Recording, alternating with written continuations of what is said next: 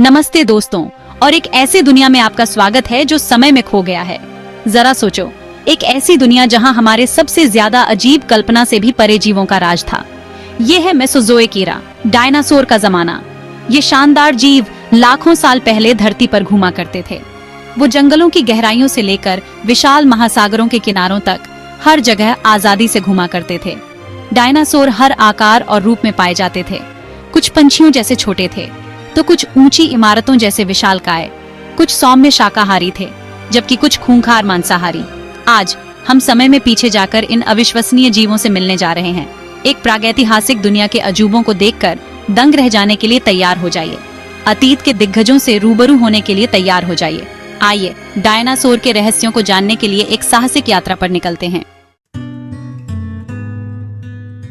आइए अपनी इस यात्रा की शुरुआत डायनासोर की दुनिया के सौम्य दिग्गजों से करते हैं। शाकाहारी। ये अद्भुत जीव पौधों को खाकर पलते थे। ये धरती पर चलने वाले सबसे बड़े भूमि जीव थे। सबसे आसानी से पहचाने जाने वाले शाकाहारियों में से एक है ट्राइसेराटॉप्स। ये 3 सींग वाला डायनासोर देखने लायक होता था। इसके बड़े से फ्रिल और सींग शायद शिकारियों से बचने के काम आते थे।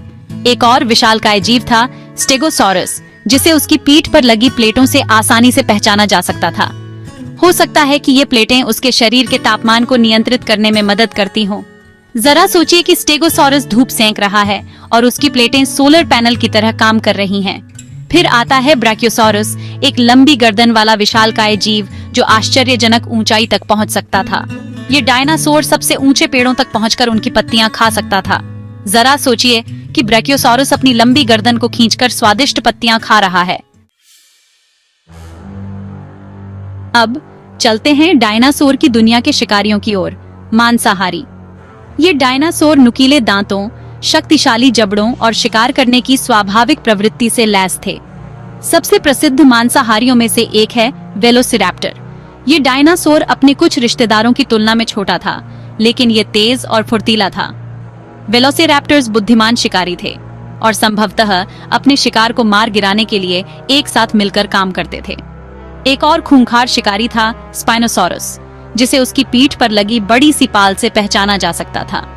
कुछ वैज्ञानिकों का मानना है कि स्पिनोसॉरस एक कुशल तैराक था और शायद प्रागैतिहासिक नदियों में मछलियों का शिकार भी करता था। और हाँ, मांसाहारी डायनासोर की चर्चा टिरैनोसॉरस रेक्स का जिक्र किए बिना पूरी नहीं हो सकती। ये शीर्ष शिकारी अपने विशाल सिर और शक्तिशाली जबड़ों के साथ देखने में भयानक लगता था। टी-रेक्स से कोई भी बच नहीं सकता था। कल्पना कीजिए कि आप एक जुरासिक जंगल में घूम रहे हैं। हवा में नमी भरी है और अजीबोगरीब जीवों की आवाजें पेड़ों से गूंज रही हैं। जैसे ही आप इस प्रागैतिहासिक दुनिया में आगे बढ़ते हैं, विशालकाय फर्न आपकी टांगों से टकराते हैं। आपको पैरासोरोलोफस की दहाड़ सुनाई दे सकती है, जिसकी लंबी घुमावदार छोटी जंगल में गूंज रही है। बत्तख की चोंच वाले ये डायनासोर एक दूसरे से बातचीत करने के लिए अपनी चोटियों का इस्तेमाल करते थे। या हो सकता है कि आप एंकिलोसॉर्स के एक समूह से टकरा जाएं, जिनके बख्तरबंद शरीर उन्हें शिकारियों से सुरक्षा प्रदान करते हैं। हड्डी की प्लेटों और कांटों से ढके ये डायनासोर जीवित टैंकों जैसे थे। पत्तों की हर सरसराहट, टहनी के टूटने की हर आवाज किसी डायनासोर की मौजूदगी का संकेत हो सकती है। ये जीवन से भरपूर एक ऐसी दुनिया है जो खूबसूरत होने के साथ साथ खतरनाक भी है। भाग 5। टायरानोसॉरस रेक्स से मुलाकात। अचानक जमीन हिलने लगती है। हवा में एक धीमी गड़गड़ाहट गूंजती है, जिससे आपकी रीढ़ की हड्डी में कंपकपी दौड़ जाती है। वहां आगे एक खुले मैदान में डायनासोर का राजा खड़ा है, टायरानोसॉरस रेक्स। उसका विशाल सिर ऊंचा है। उसके जबड़े नुकीले दांतों की कतारों से भरे हुए हैं। उसके छोटे छोटे हाथ उसके शक्तिशाली पैरों और विशाल शरीर की तुलना में लगभग अजीब लगते हैं। टी-रेक्स एक ओग्लुशेटल नया दहाड़ देता है, एक ऐसी आवाज जो पूरे जंगल में गूंजती है। आप इस जीव की अथाह शक्ति को देखकर दंग रह जाते हैं। एक पल के लिए आपकी नजर डायनासोर के राजा से मिलती है और आपको एक आदिम भय महसूस होता है, जो भयानक और रोमांचक दोनों ही है। भाग 6। प्टेरोसॉर्स का नृत्य। जैसे ही आप अपनी यात्रा जारी रखते हैं, आप ऊपर देखते हैं और एक परछाई को ऊपर से गुजरते हुए देखते हैं। प्टेरोसॉर्स का एक झुंड आसमान में उड़ रहा है। उनके चमड़े जैसे पंख उन्हें पेड़ों के ऊपर आसानी से ले जा रहे हैं। ये उड़ने वाले सरीसृप डायनासोर नहीं थे, लेकिन वे उनके साथ ही रहते थे। कुछ पिटेरोसॉर्स विशालकाय थे, जिनके पंखों का फैलाव एक छोटे हवाई जहाज से भी बड़ा था। वे प्रागैतिहासिक आसमान के राजा थे। कल्पना कीजिए कि एक पिटेरोनोडॉन आसमान से झपट्टा मारकर पानी की सतह से मछली को अपनी चोंच से पकड़ रहा है। ये जीव हवा के महारथी थे। उनकी खूबसूरत उड़ान विकास के अजूबों का प्रमाण थी। भाग 7, हेड्रोसॉर्स का गीत। जैसे ही आप एक बड़ी झील के पास पहुंचते हैं, आपको अजीबोगरीब आवाजों का एक समूह सुनाई देता है। हेड्रोसॉर्स का एक झुंड पानी के किनारे इकट्ठा हो गया है। उनकी बत्तख जैसी चोंच पानी पीने के लिए पानी में डूब रही है। ये डायनासोर अपनी विशिष्ट चोटियों के लिए जाने जाते हैं, जिनका उपयोग वे तरह तरह की आवाजें निकालने के लिए करते थे।